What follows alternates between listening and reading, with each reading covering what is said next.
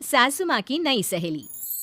प्रिया kitchen में चाय बना रही होती है और सुमन ड्राइंग रूम में बैठकर मजे से टीवी देख रही होती है। तभी दरवाजे की घंटी बजती है। प्रिया, जरा देखना तो कौन आया है। देखती हूँ मम्मी जी। प्रिया दरवाजा खोलती है तो सामने पड़ोस वाली विमला आंटी खड़ी होती है। नमस्ते आंटी जी, कैसी हैं आप? मैं तो बिल्कुल ठीक हूँ बेटा, पर तेरी सास को क्या हुआ है? आजकल कहीं दिखती ही नहीं है। जब देखो तब टीवी के आगे जमी रहती है। अंदर तो आइए आंटी। अरे ओ दीपक की अम्मा, कहाँ हो? अरे विमला, आओ आओ, क्या बात है, बड़े दिन बाद याद आई तुम्हें मेरी। मैं तो हमेशा ही तुम्हें याद करती हूँ, पर तुम ही गायब रहती हो और आजकल तो बाहर भी नहीं आती जाती। तबीयत तो ठीक है ना तुम्हारी? अरे तबीयत को क्या होना है, इस उम्र में तो कुछ ना कुछ लगा ही रहता है। मेरी छोड़ो, तुम ये बताओ कि क्या चल रहा है गली मोहल्ले में। तुम गली मोहल्ले की छोड़ो, चल तो तुम्हारे पड़ोस में रहा है। तुम्हारी नई सहेली आई है। मेरी कौन सी नई सहेली? मैं तो यहाँ बस तुमसे बातचीत कर लेती हूँ या फिर बाजू वाली शर्मा की बहू से 2-4 बातें कर लेती हूँ। इसीलिए तो कहा कि तेरी नई सहेली आई है। अब कोई पड़ोस में आया है तो बात तो होनी ही है। कम से कम इसी बहाने हमारा भी एक ग्रुप बन जाएगा। फिर सब मिलकर अपनी बहुओं की शिकायतें किया करेंगे। दोनों हंसने लगते हैं। तभी प्रिया चाय लेकर आती है और सामने टेबल पर रख देती है। दोनों चाय पीती हैं और बातें करते हैं। चलो मैं चलती हूँ, अब कल मिलते हैं। राम राम। अगले दिन प्रिया किचन में कुछ काम कर रही होती है और सुमन आराम से सोफे पर बैठकर मटर छिल रही होती है। तभी डोरबेल बजती है। प्रिया दरवाजा खोलती है तो सामने उनकी नई पड़ोसन खड़ी होती है। जी, आप कौन? मैंने पहचाना नहीं। नमस्ते बेटा, मैं शारदा, आपके बगल वाले घर में अभी 2-4 दिन पहले ही शिफ्ट हुए हैं। ओह अच्छा अच्छा अच्छा, नमस्ते आंटी, अंदर आइए ना आप। देखिए तो मम्मी जी, आज कौन आया है। इतना कहकर प्रिया किचन में चाय बनाने चली जाती है। नई पड़ोसन को घर पे देखकर सुमन थोड़ा हैरान हो जाती है। नमस्ते बहन जी, मैं शारदा, आपकी नई पड़ोसन। अच्छा अच्छा, आप हैं हमारी नई पड़ोसन। आइए आइए, और बताइए कैसी हैं आप? जी बिल्कुल ठीक हूँ। वो दरअसल घर पर छोटी सी पूजा रखवाई थी, बस उसी का प्रसाद देने चली आई। सोचा इसी बहाने नए पड़ोसियों से भी मुलाकात हो जाएगी। ये तो बहुत अच्छा सोचा आपने। सुमन प्रिया को आवाज लगाती है। अरे ओ बहू, जरा चाय पानी का तो आके पूछ लो।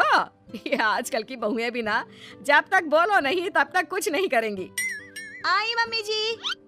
प्रिया चाय लेकर आती है। दोनों बैठकर चाय पीती हैं और खूब सारी बातें करती हैं। अच्छा बहन जी, अब मैं चलती हूँ, फिर मिलते हैं। अब तो आना जाना लगा ही रहेगा। शारदा के जाने के बाद प्रिया किचन से बाहर आती है। क्या बात है मम्मी जी, आप दोनों को देखकर तो लगा ही नहीं कि पहली बार मिल रही हो। आप दोनों तो बिल्कुल बिछड़ी हुई सहेलियों की तरह बातें कर रही थी। अरे जब दो औरतें मिल जाती है ना, तो बातें अपने आप ही निकल आती है।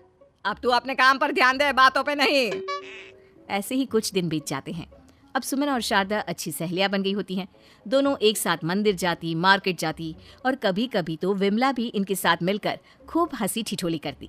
एक शाम तीनों बैठकर सुमन के घर पर चाय पी रही होती हैं कि तभी बहुत तेज बारिश शुरू हो जाती है। सुमन जोर से प्रिया को आवाज लगाती है। प्रिया, ओ प्रिया, देख कितनी तेज बारिश हो रही है। जाके छत से सारे कपड़े ले आ, नहीं तो सब भीग जाएंगे। सुमन 2 बार आवाज लगाती है लेकिन प्रिया का कोई जवाब नहीं आता। शायद प्रिया कुछ काम कर रही है, इसीलिए कुछ जवाब नहीं दे रही। अरे काहे का काम, आराम फरमा रही होगी महारानी। तभी प्रिया बीमार हालत में अपने कमरे से बाहर निकलती है। हाँ मम्मी जी, क्या हुआ? मेरी तबीयत थोड़ी ठीक नहीं है ना, इसलिए आग लग गई। अरे सारे कपड़े भीग गए और तुझे सोने से फुर्सत नहीं है। सबके सामने सुमन के मुंह से ऐसी बातें सुनकर प्रिया उदास हो जाती है और छत से कपड़े उतारने चली जाती है। सुमन, ये क्या बात हुई? प्रिया ने बताया ना कि उसकी तबीयत ठीक नहीं, इसलिए उसकी आंख लग गई। तुम भी ना खामखा उसे सबके सामने सुना दिया। अरे आप नहीं जानती शारदा जी, कुछ बहुएं ना बहुत आलसी होती है, घर का एक काम नहीं करना चाहती। ऐसा नहीं है सुमन, तुम्हारी बहू तो बहुत प्यारी है, तुम्हारी सारी बात भी तो मानती है। हाँ सुमन, तुम प्रिया के बारे में ऐसा क्यों सोचती हो? मेरी भी 2 बहुएं हैं, लेकिन मैं उन्हें अपनी बेटियों की तरह रखती हूँ। आखिर वो भी तो किसी की बेटियां ही है ना। और अगर तुम ऐसा ही व्यवहार करोगी तो एक दिन प्रिया भी तुम्हारे साथ ऐसा ही बर्ताव करेगी। शारदा और विमला की बातें सुनकर सुमन की तो बोलती बंद हो जाती है। वहीं प्रिया भी बाहर से सारी बातें सुन रही होती है। अरे मैं कोई उसकी दुश्मन थोड़ी ना हूँ, मैं भी उसकी माँ हूँ, लेकिन कभी कभी सास बनना पड़ता है, नहीं तो बहुएं हाथ से निकल जाती है। देखो सुमन, ये सब सोच का फर्क है। अगर तुम ये सोचोगी तो कभी प्रिया को अपनी बेटी नहीं बना पाओगी। इतना कहकर शारदा और विमला वहां से चली जाती हैं और सुमन अकेले बैठकर उनकी बातें सोचने लगती है। अगले दिन प्रिया और दीपक अपने कमरे में बैठकर बात कर रहे होते हैं और सुमन उनके कमरे के बाहर कुछ काम कर रही होती है और उन दोनों की बातें सुन लेती है। दीपक, तुम्हें पता है हमारे पड़ोस में जो शारदा आंटी है ना, बहुत अच्छी हैं। अच्छा, ऐसा क्या हो गया जो तुम्हें वो इतनी अच्छी लगने लग गई? कुछ खास नहीं, बस कल जब मम्मी जी मुझे सबके सामने सुना रही थी तो शारदा आंटी ने मेरा साथ दिया। मैं तो सच में हैरान ही रह गई थी जब उन्होंने मम्मी जी को मुझसे ऐसा बर्ताव करने के लिए मना किया। अच्छा, फिर क्या हुआ?